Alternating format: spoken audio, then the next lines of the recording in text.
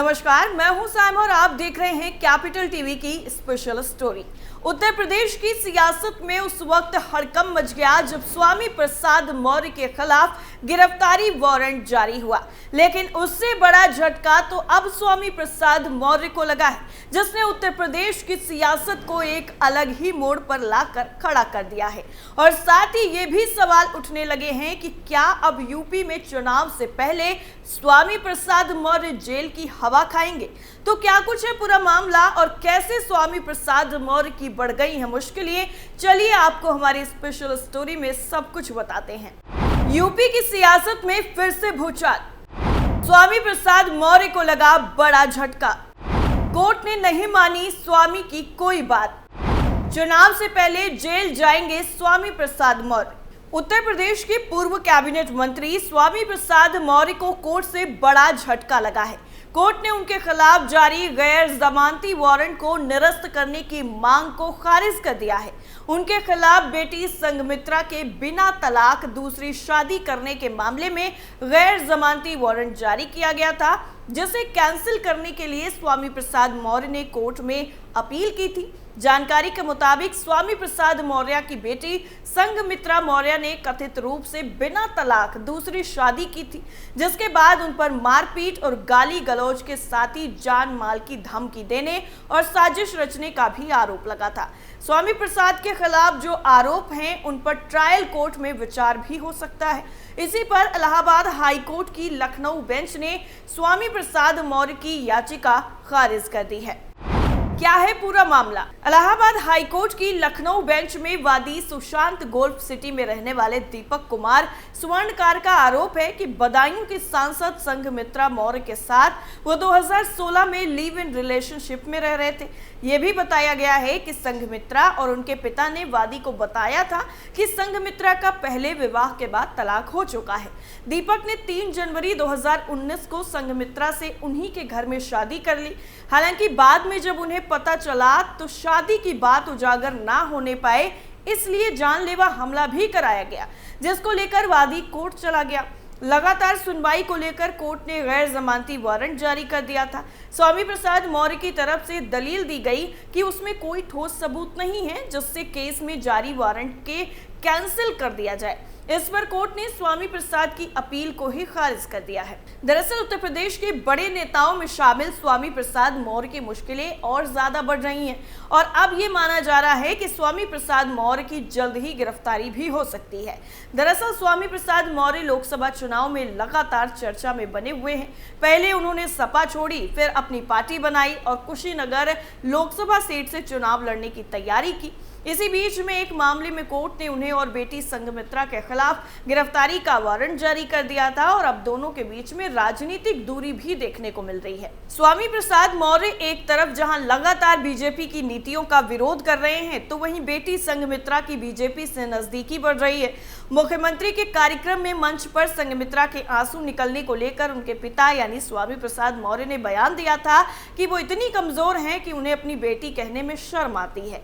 इस सवाल के जवाब में सांसद डॉक्टर संघमित्रा मौर्य ने कहा कि किन परिस्थितियों में किस तरह के सवाल के जवाब में उन्होंने ये कहा, ये तो वही बता सकते हैं। राजनीति और परिवार दोनों अलग हैं, दोनों में संतुलन बनाकर चलने की कोशिश कर रही हूँ। दरअसल हुआ कुछ ऐसा कि बदायूं की सांसद संघमित्रा मौर्य योगी के मंच पर ही फूट फूट कर रो पड़ी। योगी के कार्यक्रम के लिए जैसे ही वो मंच पर पहुंची तो रो पड़ी। उनके बगल में बैठी योगी सरकार में मंत्री गुलाब देवी ने समझाने की कोशिश भी की, लेकिन इसके बाद भी उनके आंसू नहीं रुके तो कुछ देर के लिए मंच से नीचे तक चली गई। भाजपा ने संघमित्रा का बदायूं से टिकट इस बार काट दिया है। टिकट कटने के बाद पहली बार संघमित्रा सार्वजनिक कार्यक्रम में शिरकत करने पहुंची थी। माना गया कि पिता स्वामी प्रसाद मौर्य की बयानबाजी की वजह से ही संघमित्रा का टिकट भाजपा ने काटा है। भाजपा ने संघमित्रा की जगह दुर्ग विजय शाक्य को इस बार टिकट दिया है। बदायूं में सीएम योगी की सभा थी और उसमें संघमित्रा भी शामिल होने के लिए पहुंची हुई थी।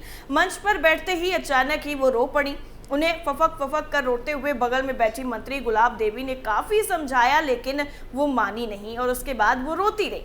थोड़ी देर के बाद वो वहां से उठकर जरूर चली गई, लेकिन उनका बाद में भी यही हाल था। लेकिन कुछ देर बाद सीएम योगी मंच पर आए, तब जाकर संघमित्रा फिर मंच पर दोबारा लौटी। बीजेपी ने बदायूं से संघमित्रा का टिकट काट कर जिस तरीके से दूसरे प्रत्याशी को दिया है, उससे भी कहीं ये रोने धोने का जो नाटक है वो बताया जा रहा है। कार्यक्रम के बाद संघमित्रा ने इस पर सफाई भी दी।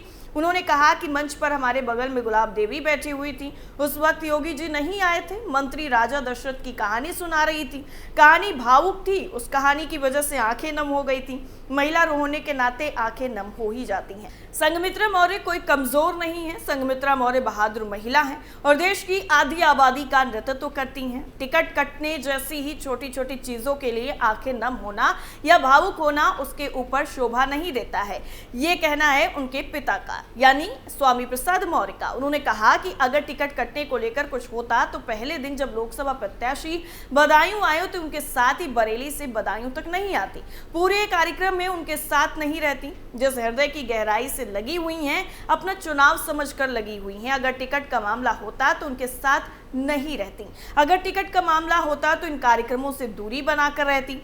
दरअसल इससे पहले कार्यक्रम में बदायूं में ही मीडिया कर्मियों से संघमित्रा ने उनके पिता स्वामी प्रसाद मौर्य से जुड़े सवाल पूछे तो वो काफी ज्यादा खफा भी हो गई थी।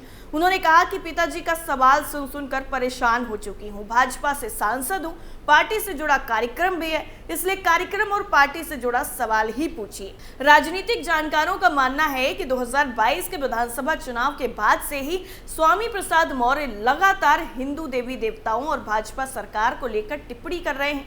इसको लेकर हिंदू संगठनों ने भी नाराजगी जाहिर की है।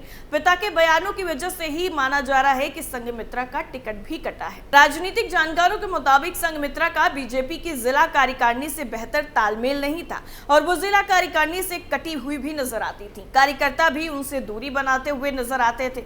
उनको लेकर उठने वाले सवालों का जवाब लोकल नेता और पदाधिकारी देने से बचते नजर आते थे। इसके चलते ही उनकी लोकल कार्यकर्ताओं से दूरी काफी ज्यादा हो गई थी। स्वामी प्रसाद मौर्य की ताकत क्या है? मुख्य रूप से उत्तर प्रदेश के प्रतापगढ़ जिले के रहने वाले 68 साल के स्वामी प्रसाद मौर्य बीते करीब 3 दशकों से उत्तर प्रदेश की राजनीति में सक्रिय हैं। पिछड़ा वर्ग और खास तौर से कोयरी समाज में उनका अपना जनाधार है। कुछ लोगों का मानना है कि पश्चिमी उत्तर प्रदेश में आगरा से लेकर पूर्वी यूपी में गोरखपुर तक कोयरी समाज का विस्तार है, जो कुशवाहा, शाक्य और मौर्य कोली नाम से जाने जाते हैं। उनका मानना है कि स्वामी प्रसाद मौर्य इस गैर यादव ओबीसी वोट को लाने में अहम भूमिका भी अदा करते रहे हैं। उत्तर प्रदेश के आगरा, जौनपुर, गाजीपुर, बलिया, मऊ, कुशीनगर, गोरखपुर, महाराजगंज में कोयरी या कुशवाहा समाज की बड़ी आबादी है और इन इलाकों में कुछ हजार वोटों का अंतर ही निर्णायक हो जाता है। मायावती पर बहनजी नाम की किताब के लेखक अजय बोस की अगर माने तो कुशवाहा आबादी वाली जिन सीटों पर कांटे की टक्कर होती है, वहां स्वामी प्रसाद मौर्य की अहमियत और ज्यादा बढ़ जाती है। और यही वजह रही है कि स्वामी प्रसाद मौर्य की पहुंच हर पार्टी में रही और वो खुद इसे भुनाते भी रहे हैं। स्वामी प्रसाद मौर्य ने रायबरेली जिले की डलमऊ विधानसभा सीट से बीएसपी के टिकट पर 1996 में पहला चुनाव जीता था। साल 2007 में उन्हें इसी विधानसभा सीट पर कांग्रेस के अजय पाल सिंह ने काफी बड़े अंतर से हरा दिया था और साथ ही तीसरे नंबर पर आए थे। हारने के बाद भी मायावती ने उन्हें उत्तर प्रदेश विधान परिषद भेजा और अपनी सरकार में मंत्री बनाया। 2012 में वो फिर एक बार विधानसभा चुनाव जीते। 2012 विधानसभा चुनाव में स्वामी प्रसाद मौर्य के बेटे उत्कर्ष को रायबरेली जिले की ऊंचाहार विधानसभा सीट से और बेटी संघमित्रा को अलीगंज से बीएसपी का टिकट मिला था, लेकिन दोनों हार गए। स्वामी प्रसाद मौर्य बीएसपी में नंबर 2 की पोजीशन रखते थे और गैर यादव ओबीसी नेता के तौर पर उनकी काफी ज्यादा मजबूत छवि भी थी। इन्हें मायावती ने यूपी विधानसभा में नेता विपक्ष भी बनाया था और उनकी सरकार में मंत्री भी रहे। इनके दबदबे से पार्टी में उनके दुश्मन भी तैयार हो गए, जो मायावती को इनके बारे में कहते थे कि इनका प्रभाव ज्यादा बढ़ गया है। पार्टी में सतीश मिश्रा ब्राह्मण नेता हैं। जैसे जैसे उनका कद बढ़ा, स्वामी प्रसाद मौर्य ने हटना शुरू कर दिया था। लेकिन अब ये जो पूरा मामला है वो काफी दिलचस्प इसलिए हो गया है क्योंकि जिस बेटी की वजह से स्वामी प्रसाद मौर्य पर गिरफ्तारी की तलवार तक लटक रही है, वो ही उनकी विचारधारा के खिलाफ हो गई हैं और बीजेपी की विचारधारा से वो काफी ज्यादा खुश हैं। वैसे आपको क्या लगता है इस पूरी रिपोर्ट को लेकर? हमें कमेंट करके जरूर बताइए। फिलहाल के लिए इतना ही। बाकी खबरों के लिए आप जुड़े रहिए कैपिटल टीवी के साथ। नमस्कार।